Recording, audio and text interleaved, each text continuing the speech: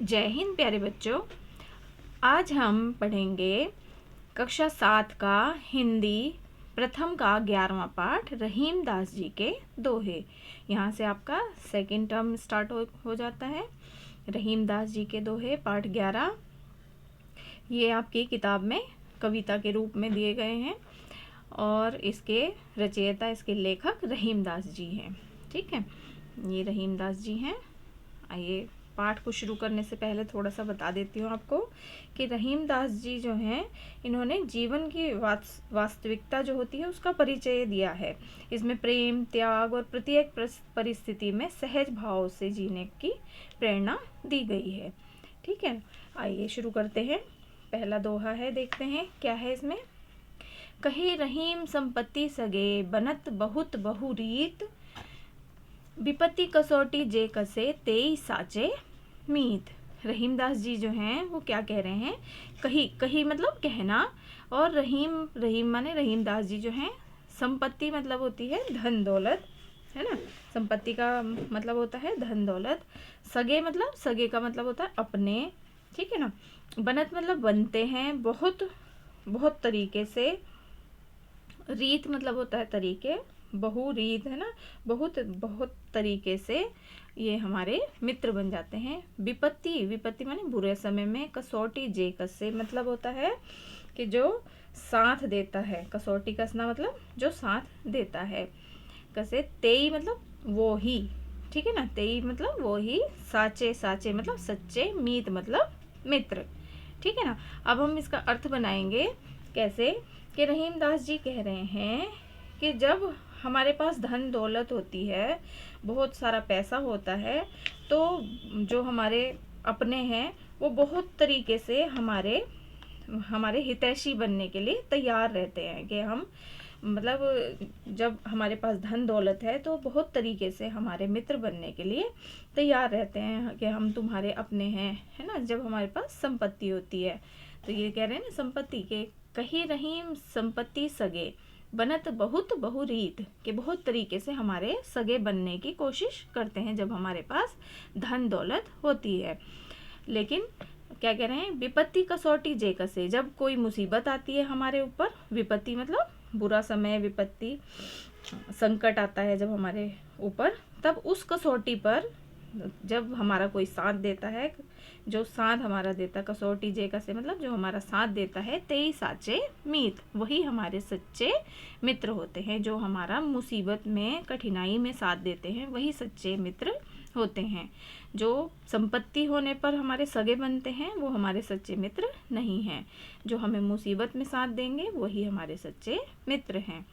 ठीक है, इस दोहे का अर्थ समझ में आ गया होगा आपको। अब दूसरा है, जाल परे जल जात बही, है ना। जाल परे जल जात बही, तजी मीनन को मोह, रहीमन मछरी नीर को, तऊ न छाड़ती छोहो। इसमें क्या कह रहे हैं, परे मतलब पढ़ना, परे का मतलब पढ़ना। जाल तो आप जानते हैं कि जाल जो होता है मछली को पकड़ने वाला जाल। जल होता है पानी। जात मतलब चला जाता है। बही मतलब बहना, ठीक है ना। तो कि जब जाल डालते हैं पानी में तो पानी जो है वो जाल को वहीं छोड़कर और आगे बह जाता है। जाल में से पानी छन कर आगे निकल जाता है, बह जाता है। तजी मीनन को मोह, तजी माने छोड़ना, छोड़कर। मीनन होता है मछली को, मोह मछली का मोह मतलब लगाव। मछली का जो लगाव है उसे छोड़कर जल जो है, जल मतलब पानी, बह जाता है।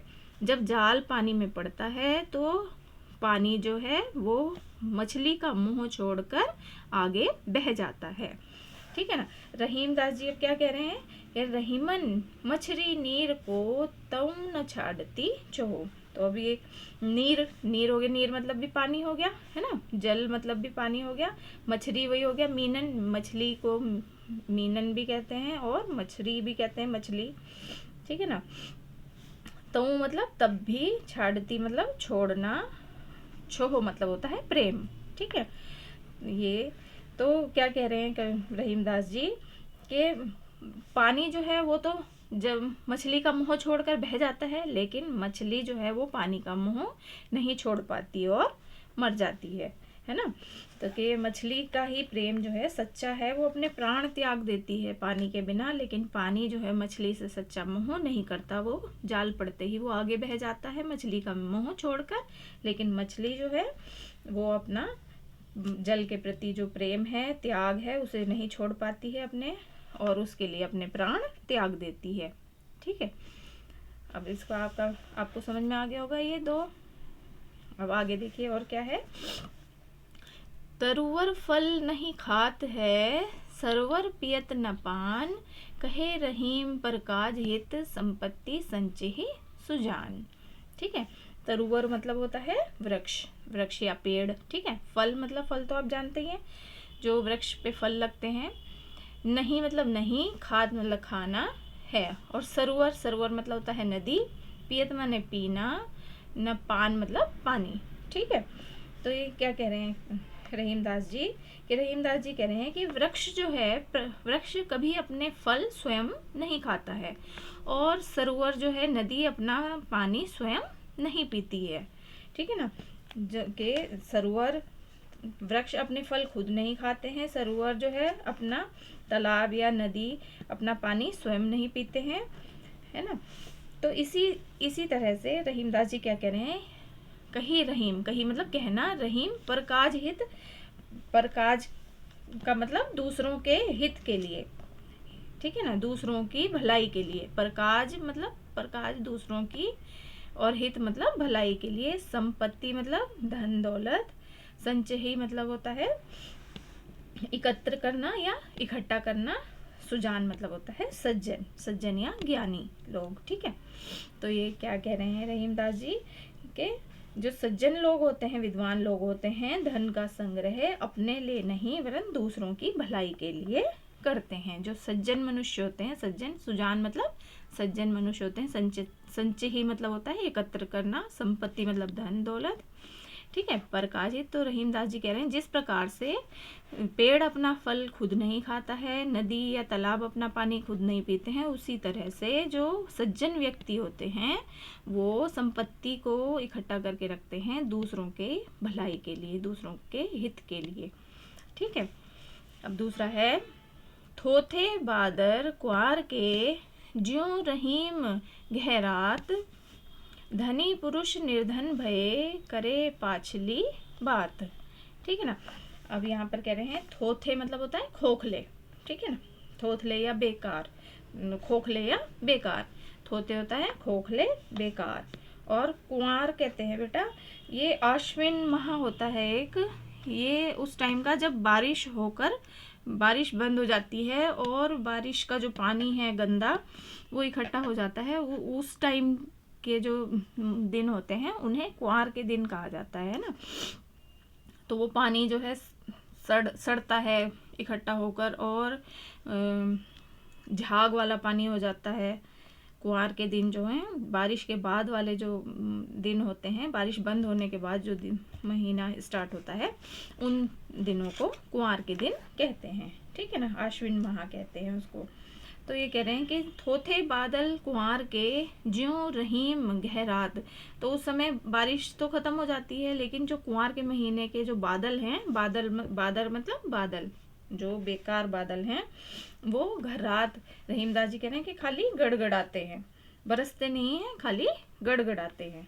ठीक है ना, तो रहीमदास जी ये कह रहे हैं कि जो थोथे बादल हैं वो खाली गरजते हैं, बरसते नहीं हैं। उसी प्रकार से क्या होता है कि जो भूतकाल में जो पहले जो पुरुष हैं वो धनी रहे थे, पहले धनी थे और फिर वो निर्धन हो गए। जैसे धनी पुरुष निर्धन भये, मतलब धनी लोग जो पहले अगर ज़्यादा पैसे वाले थे और कुछ टाइम बाद वो निर्धन हो गए, करे पाछली बात। उसी प्रकार से वो अपने धन के समय की बातें, माने पुराने समय की बातें करते रहते हैं। कैसे कि रहीमदास जी कह रहे हैं, आश्विन माह में आकाश में जो बादल छाते हैं वो गरजते हैं, खाली खोखले गरजते हैं, बरसते नहीं है। उसी प्रकार से जो पहले भूतकाल में धनी रह चुके हैं पुरुष, वो जब निर्धन हो जाते हैं तो वो पिछली बातें ही और अपने सुख के दिनों को ही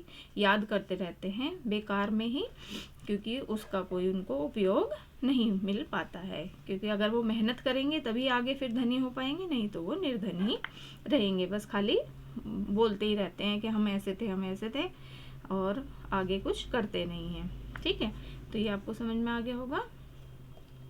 अब आगे है आपका, धरती की सी रीत है शीत घाम और ओ मेह, जैसी परे सो सही रहे त्यों रहीम यह देह। ठीक है ना, इसमें क्या कह रहे हैं कि धरती, धरती तो आप जानते हैं पृथ्वी, धरती जो है पृथ्वी है, की सी रीत है, रीत मतलब ढंग, तरीका, नियत। ठीक है ना, पृथ्वी की सी रीत है शीत घाम और मेह। शीत मतलब सर्दी, घाम मतलब होता है गर्मी। ठीक है ना, घाम हो जाती है धूप, धूप से जो है घाम हो जाती है ना, तो ये घाम कह रहे हैं धूप को। ओ का मतलब है और, मेह मतलब बादल। ठीक है, कि धरती की सी रीत है शीत घाम ओ मेह, जैसी परे सो सही रहे। जैसी भी पड़ रही है ये सारी चीज़ें, शीत पड़ रहा है, घाम गर्मी पड़ रही है, और मेह बारिश हो रही है, उस सब को सह रही है त्यों रहीम यह देह। देह मतलब शरीर। ठीक है ना, त्यों माने वैसा ही, रहीमदास जी कह रहे हैं कि वैसा ही देह हमारा शरीर भी होना चाहिए। देखो इसकी व्याख्या कैसे करेंगे कि रहीमदास जी कह रहे हैं कि जिस प्रकार से धरती, धरती जो है ये हमारी धरती, वो सब कुछ सहती है। ठीक है, सभी तरह के नियमों को एक समान सहती रहती है, चाहे शीत हो, घाम हो और मेह हो, माने सर्दी गर्मी और बरसात को एक समान सहती है, और कभी भी कोई शिकायत नहीं करती कि मुझे ऐसा कर रहे हैं ऐसा कर रहे हैं, सबको धरती जो है सहती रहती है। तो जैसी परेसो सही रही, मतलब जैसा भी पड़ती है, ये ज़्यादा ठंड है, ज़्यादा गर्मी है, ज़्यादा बारिश है, सबको धरती जो है सह लेती है। त्यों रहीम यह दे, रहीमदास जी कह रहे हैं ऐसा ही हमें अपना शरीर को बना लेना चाहिए, इतनी हमें क्षमता रखनी चाहिए जिससे कि जीवन में हर परिवर्तन को सहज रूप से हम स्वीकार कर सकें, कि किसी भी विपत्ति का या किसी भी चीज़ का हमारी देह पर, हम देह मतलब हमारे शरीर पर, हमारे ऊपर किसी भी चीज़ का कोई असर ना हो। धरती के समान हमें सहनशील बन जाना चाहिए। ठीक है ना, आशा करती हूँ ये दोहे आपको समझ में आ गए होंगे। धन्यवाद।